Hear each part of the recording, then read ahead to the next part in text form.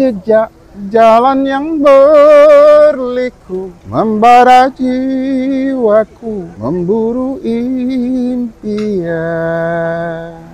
Ada yang tahu tak lagu ni? Rasanya generasi sekarang mesti tak tahu lagu Memburu Impian ini dinyanyikan oleh Kaza Saisi. Disebabkan ada bakat menyanyi, kabarnya Kaza nak kembali aktif bergelar penyanyi tahun depan. Yelah, sebelum ini orang kenal Kaza sebagai pelakon je kan? Tapi sebelum tu nak tanyalah, betul ke Abang Kaza ada keluarkan album baru? Ceritalah sikit. Album Jiwang Karat, saya disebut lah sebagai artis undangan dalam album tu. Saya terimalah. Dia fikir juga macam boleh kalau gini, apa cubalah. Akhirnya positif lah, menjadilah. So macam mana perasaan abang waktu mula-mula nak menerima tawaran berada dalam salah seorang penyanyi dalam album ni? Rasa macam tak nak lah. Tapi Fauzi tu dia pandai. Dulu pernah buat dengan dia rekod lagu Madah Berhelah lah, kalau orang ingat lah. Buat dengan Aisunam.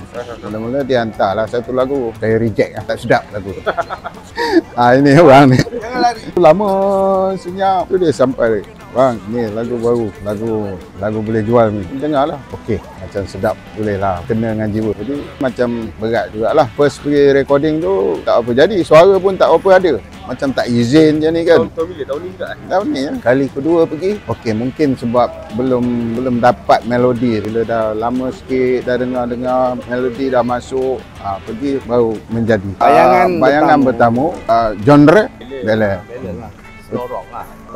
Inilah dia orang yang bertanggungjawab menarik, memujuk. Yelah, nak orang kata comeback balik ni kan, orang mungkin kenal ni abang sebagai seorang pelakon kan. Ya, betul. Tapi tak tahu sebenarnya abang penyanyi. So macam mana bang? Kira comeback balik lah bang Kononnya begitulah, comeback. Lama tak abang sebenarnya dah tak ada pentas penyanyi ni?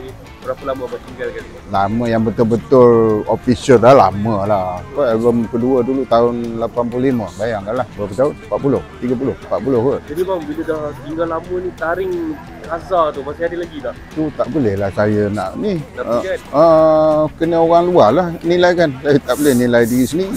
Itu riak namanya. Tapi kadang-kadang bila diri sendiri kita tahu lah kan. Kadang-kadang bila makin lama ni dia makin macam, ada yang makin padu, ada yang makin macam alamak, tak apalah, malas lah. Itu dia ada dua dia. Siapa pun macam tu, bila nyanyi rasa bagus lah kan. Tapi belum tentu orang boleh terima. Tapi insyaAllah mesti ada yang terima. Agak-agak yang terima tu lebih persen dia daripada yang tak terima. Persediaan abang sendiri kan, kata nak comeback balik dalam dunia nyanyian kan. Dari segi fizikal, orang kata stamina nya macam mana? Ada tak? Hoki ke mana lah tahu kan? Belum lagi. Tengoklah kalau lagu ni meletup, insyaAllah kena fit lah. Saya takut orang panggil kan. Orang panggil live, memang kena fit. Tapi kadang-kadang tu lah, cakap mulut saja sampai masanya. Haram. Tapi tengok abang ada berkebun apa semua. Itu pun exercise juga tu, walaupun sebenarnya bukan stamina kan. Itu exercise minda. Body exercise ni lain. Semua kena buat tu, kena diet, kena keep fit lah sebenarnya. Pasal menyanyi ni kena pernafasan tu penting. Lagu pula bukan lagu main-main. Memang lagu ballad ni memang perlukan tenaga. Tidak, tak dapat dia punya kemerduan tak keluar. Dah lama sangat tak perform stage. Rindu tak bang sebenarnya? Bila ada stage ni tengok orang ramai. Goyang jugalah sebenarnya sebab dah lama kan. Nyanyi tu tak goyang lah, badan tu goyang. Nyanyi tu dia dah memang dah sebati dalam jiwa kan. InsyaAllah lah, kat mana pun masih boleh lagi. Suara tu lah takut ada masanya tak ada. Ku jejak jalan yang berliku membara jiwaku, memburu impian.